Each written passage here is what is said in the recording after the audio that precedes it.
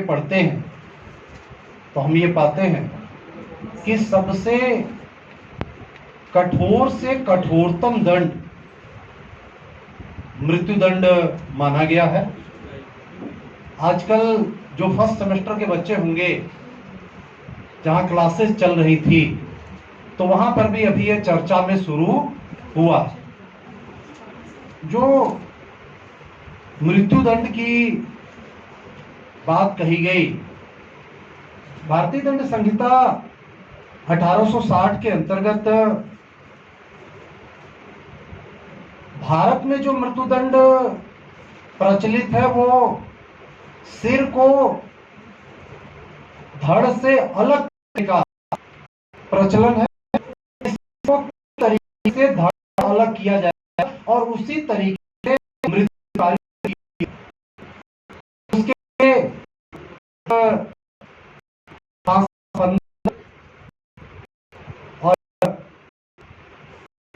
और में jail manual के अनुसार फांसी के लिए जल्लाद की तैयारी डॉक्टर वहां पड़ेगा,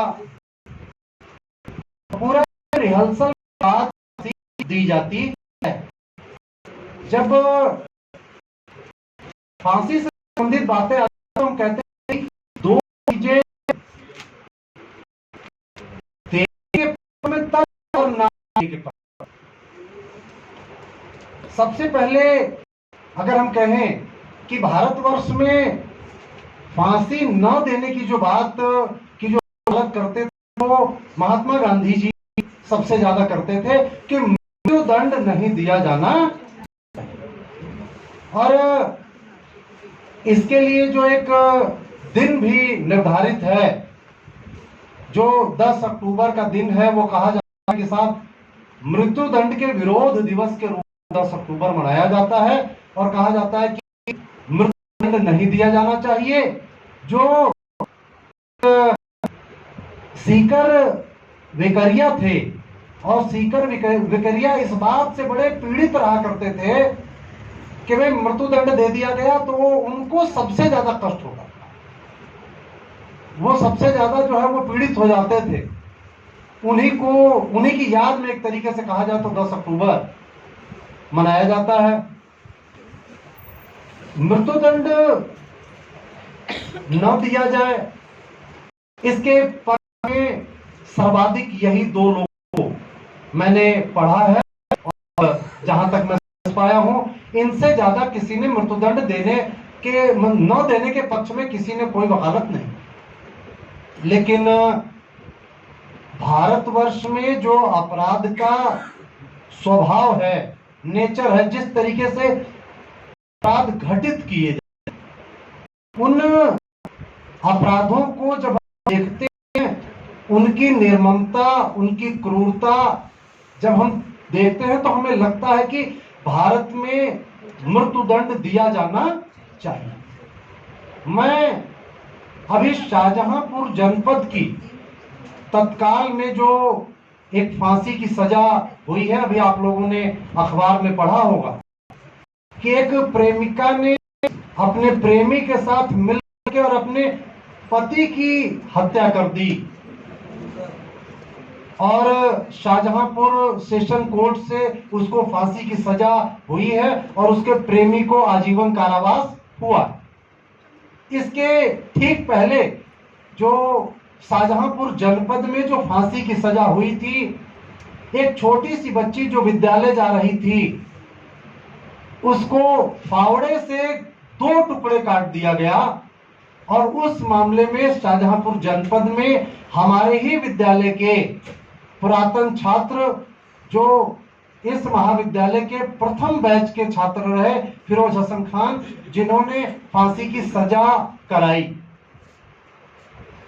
जनपद में अभी नजदीकी वर्षों में ये 2 फांसियां हुई हैं।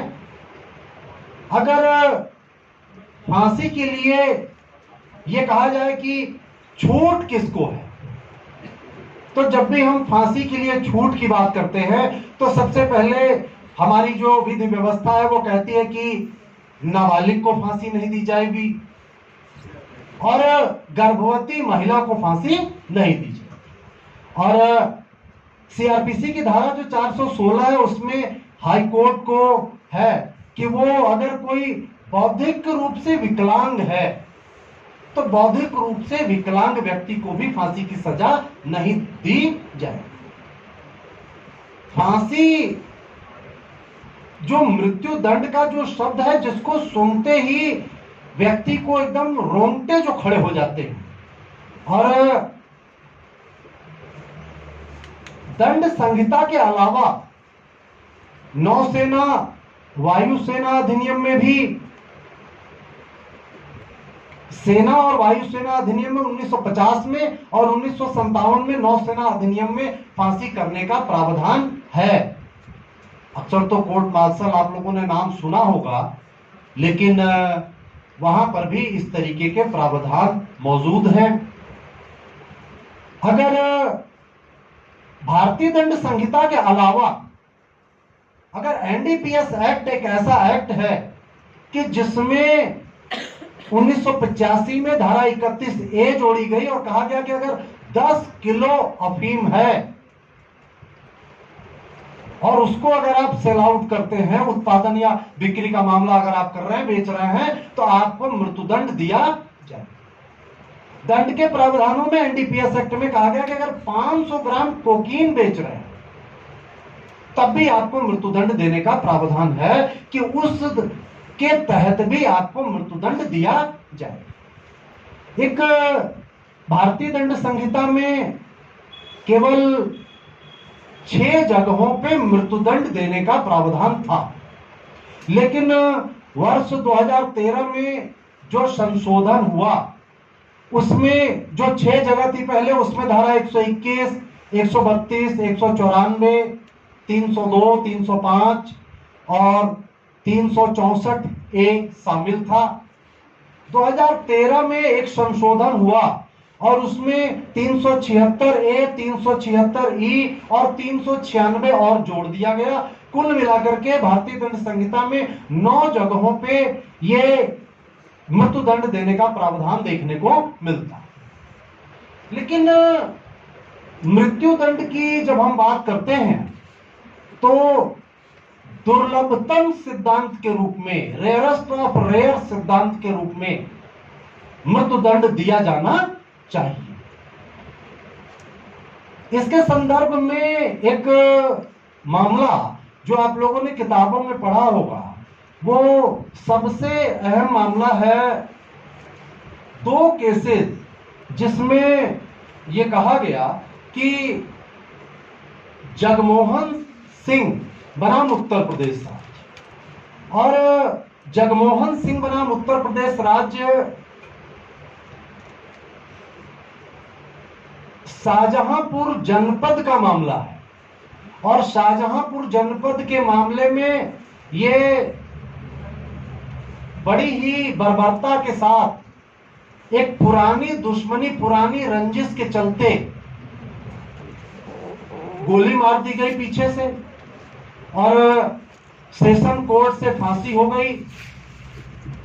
माननीय उच्च न्यायालय मामला गया और माननीय उच्च न्यायालय से भी फांसी हो गई। जब मामला सुप्रीम कोर्ट गया तो सुप्रीम कोर्ट में 3 बिंदु जो मुख्यतः उठाए गए और उसमें कहा गया कि अगर हम किसी को मृत्यु दंड देते हैं तो संविधान के अनुच्छेद 14, 19 और 21 का वायलेशन। लेकिन सुप्रीम कोर्ट ने उन तर्कों को अस्वीकार किया और कहा कि कहीं से कहीं तक जो विधि द्वारा स्थापित प्रक्रिया है उसका पालन किया गया है और उसके तहत मृत्युदंड दिया गया है। तो कहीं से कहीं तक 14, 19 और 21 का वायलेशन नहीं हुआ।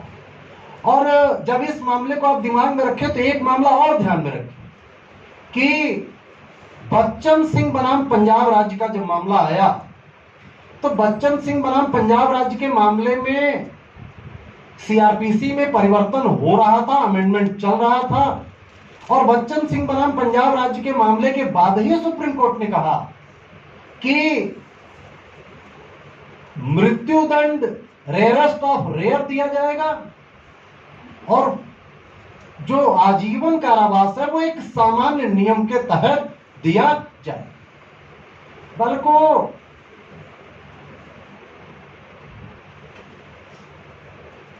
2015 से और 2022 तक का जो डेटा उपलब्ध हुआ है उसमें हम ये पाते हैं कि सबसे ज्यादा सेशन कोर्ट ने जो सबसे ज्यादा सामूहिक रूप से जो फांसी एक तरीके से दी वो अहमदाबाद बम कांड के मामले में 38 लोगों को फांसी की सजा दी गई थी सेशन कोर्ट से।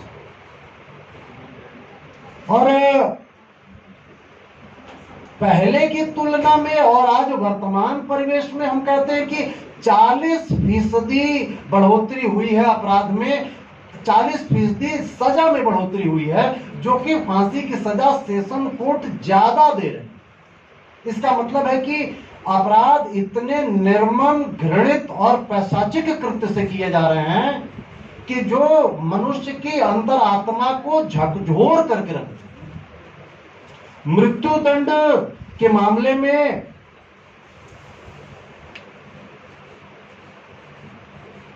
क्षमा करने की जब हम बात करते हैं तो राष्ट्रपति के पास क्षमा दान करने की शक्ति है, राज्य में राज्यपाल के पास है, लेकिन राष्ट्रपति को जो क्षमा दान करने की जो शक्ति है वो कहते हैं कि मंत्रिमंडल की सलाह से। और हम लोग ये पाते हैं कि जब जब कुछ चुनाव वगैरह जब नजदीक आते हैं तो सरकारें, केंद्र सरकारें कुछ इस तरीके के कार्य करती हैं कि 2-1 लोगों को फांसी हो जाए, कुछ जनता का वोट बैंक या कुछ सिंपैथी हमको तत्काल मिले, जिसका हमें तुरंत आने वाले वोट में उसका बेनिफिट मिल जाए। रिजल्ट ओरिएंटेड वर्क वो सरकारें चाहती हैं। जब भारतवर्ष में जो पहली फांसी थी वो रघुराज सिंह की हुई थी 9 सितंबर 1947 को, और जबलपुर सेंट्रल जेल में जो पहली महिला थी जिनको कि रतनबाई जैन, जिनको कि 3 फरवरी 1955 को फांसी की सजा सुनाई उनको दी गई थी, क्योंकि उन्होंने 3 लड़कियों की हत्या की थी महिला होकर के, और उन्होंने 3 लड़कियों को हत्या की थी, इसलिए उनको फांसी की सजा दी गई। जब 16 मई 1969 को एक कंपतियार संकरिया थे,